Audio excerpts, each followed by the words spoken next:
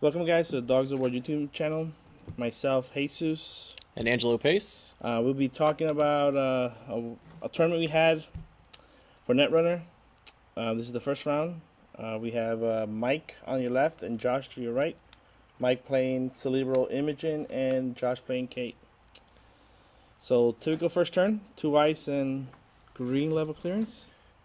Yeah, so this is a pretty standard opening for Cerebral Imaging. You know, you want to get a lot of credits and a lot of cards into your hand as fast as possible. Mike's whole gameplay this entire match is going to be simply to draw the fast advance out of hand combo cards that he needs into his hand as fast as possible, and then start just scoring those agendas directly from his hand. You probably won't see him res a lot of ice.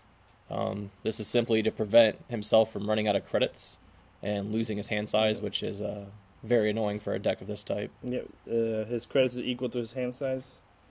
His hand size is equal to his credits, so that was a blue level clearance. And Josh's deck, Kate deck, is very unique. He plays, he loves those underworld contacts.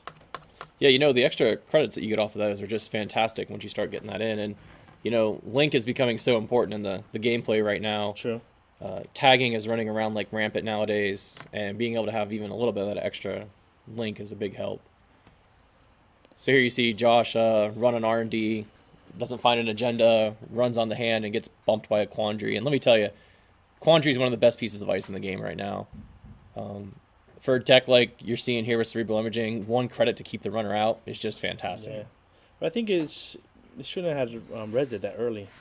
I don't know if Josh is running Account Siphon. So, what's 1 card out of 10 cards in your hand? You know, but the problem is that you're running a limited number of... Never mind, he put an ice in front of it. But yeah, go ahead. You're running a limited number of agendas in a deck like this because they're all big 3-point agendas, and they're usually 5 advance. So to even lose one of those this early in the game can just be brutal. I've played the same deck before, and there's nothing worse than not finding the agendas you need until they're on the bottom of your deck and you're about to deck yourself, and then finally drawing into those, you know, efficiency committees and things like that you need to actually get this deck off the ground. Right. So having one pulled out of your hand early in the game, when you do only have a 7 or even 10 card hand size, can be pretty brutal. So running an R&D, found the Hive, and Josh with 2 already, 2 underworld contacts, 2 credits each turn. Pretty good. And he's playing Kate really aggressive. This is not something you normally see out of a shaper. You know, usually you sit back, you build your rig, and then you start running, so you're not getting these failed runs and wasted clicks. But instead, you know, he's going really aggressive, I think, because he feels that pressure that he's already under, because he knows where Mike's going with this. You know, we've already seen 2 restructures played, which means he has a ton of credits in his hand. That's 3. 3 of them, even better. And the most expensive agenda to score out of hand for this particular deck will cost you 12 credits total to actually do. And so that's if you're scoring an efficiency committee. Or not efficiency committee. Efficiency committee. The one that lets you res an ice after you score it. So that'll cost you 12 credits. And if you have a massive hand size and you try to score that, you can lose a lot of cards out of your hand. So getting those restructures that early guarantees that he'll be able to keep that hand size large as well. And the best way to attack Cerebral Imaging is keep making them res their ices. If you keep making them res their ice, keep them poor. Ooh, that's hurt. Yep. And now we see him get back those 3 restructures, and he's just going to keep playing them. Is that Reclamation Order? Yeah, Reclamation Order, 2 clicks, and return up to 3 cards. Name a card, return all copies of that card from your archives back into your hand. 3 restructures, man. It's a lot of money. So now the scary part for this side is at least in my Cerebral Imaging deck, I actually ran Wotan. If you can score an efficiency committee and res him for free, he's great. But even at this point now, Josh has to be careful running because any face-down piece of ice, Tree could actually hard res a Wotan right now. Yeah. And that's a brutal thing to face plan into. So I can see Mike is just going to keep drawing up. Here we go. So we're going to see the beginning of scoring out of hand.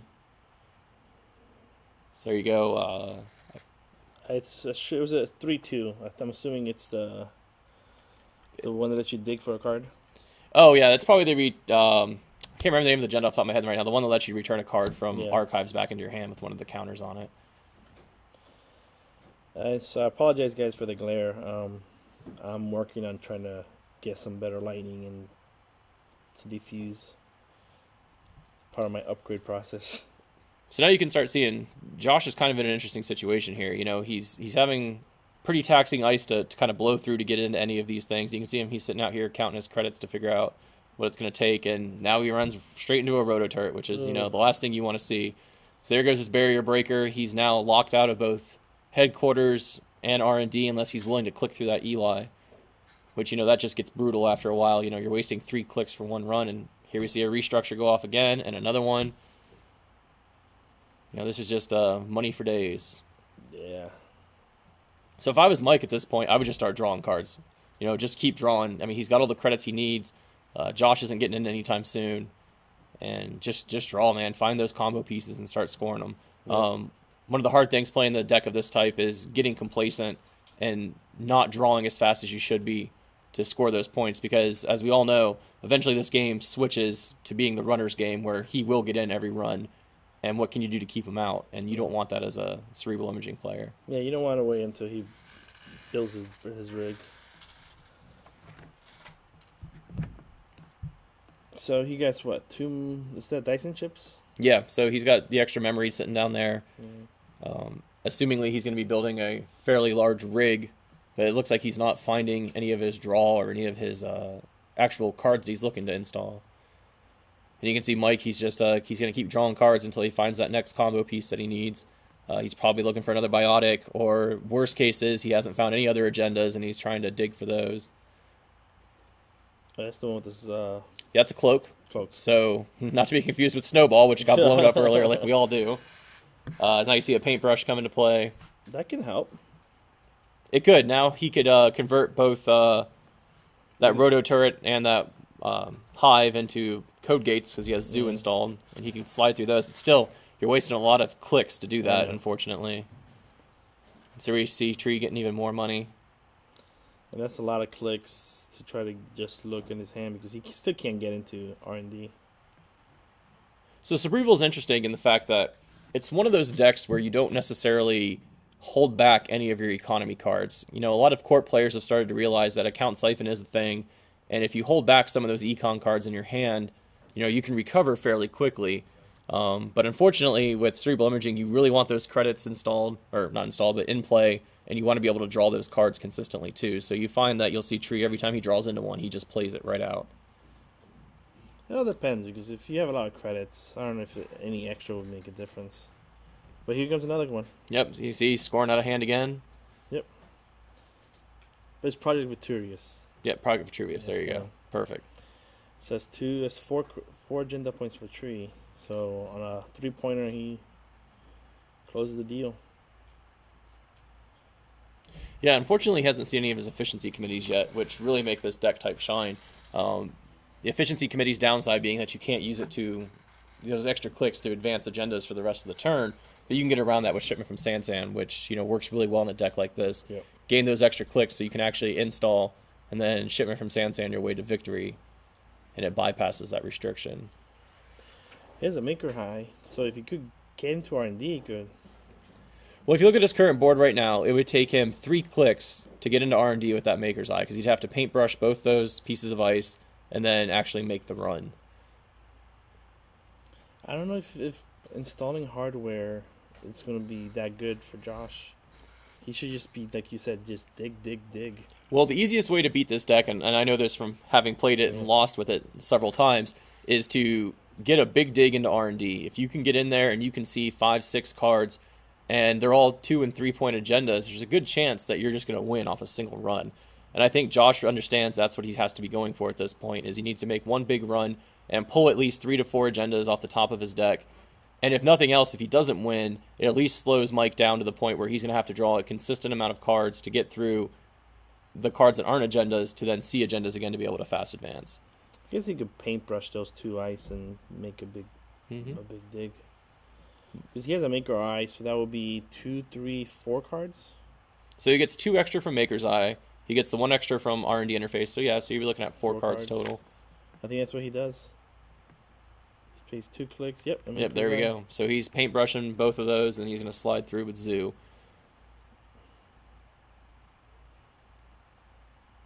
And here's where you see where Cloak comes in handy. That recurring credit, you know, it adds up and it works, and As we all know, there's some new icebreakers coming out where stealth credits are fantastic. 2, 3.